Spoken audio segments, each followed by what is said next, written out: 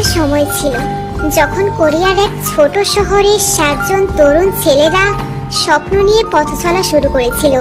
তাদের চোখে ছিল আগুন, মনে ছিল জেদ, আর হৃদয়ে ছিল সঙ্গীতের প্রতি ভালোবাসা।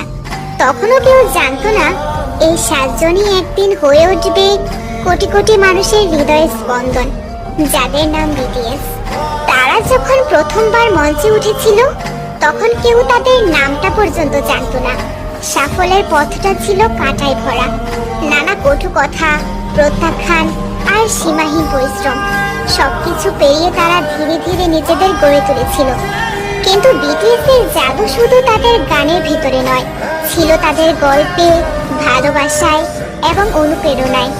একটা সময় ছিল যখন তাদের কাছে ছিল না বিশাল কোম্পানির সাপোর্ট, ছিল না মিডিয়ার আলো, ছিল শুধু একটা জেদ, নিজের গল্পটা পৃথিবীকে শোনাতে হবে।